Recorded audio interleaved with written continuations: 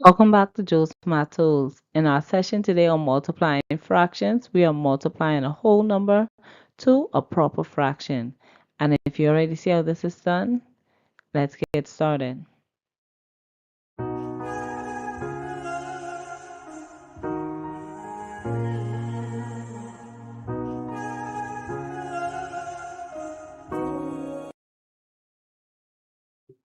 So in multiplying our fractions today, we have a whole number and a proper fraction.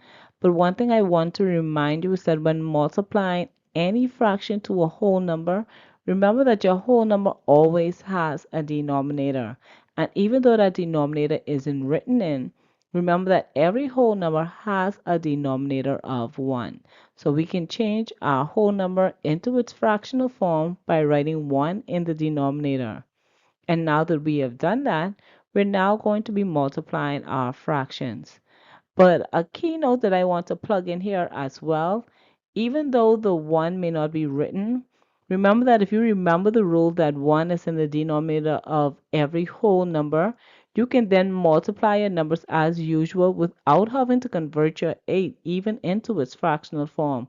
But again, this is a skill that comes with practice, so you have to be practicing so that you can develop your math skills and remember the rules that applies when you are multiplying your fractions. But let's carry on with our calculations. So we are multiplying 8 times 2, which will equal to 16. And we multiply 1 times 3, which will equal to 3.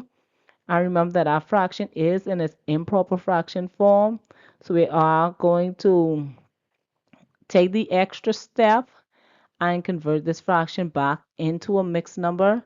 I remember that I am going through the working, but as always, if you are at the stage where you do not need to go through this step, by all means, just convert your improper fraction into its mixed fraction form and you will be done with your calculations.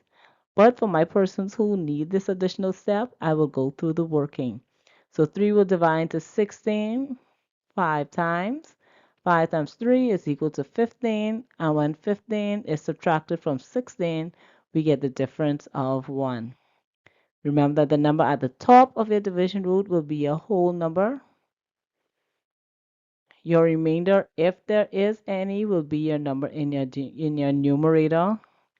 And our 3, which was in our denominator and was also our divisor, will remain in our denominator. So our mixed fraction will be 5. 1 will be in my numerator and 3 will remain in the denominator. And this will be our fraction in its simplest form.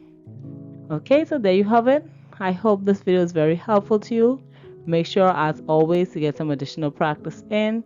Give this video a thumbs up if it was very helpful to you. And most importantly, remember to return back to Joe's Math Tools because we aim to make math easy.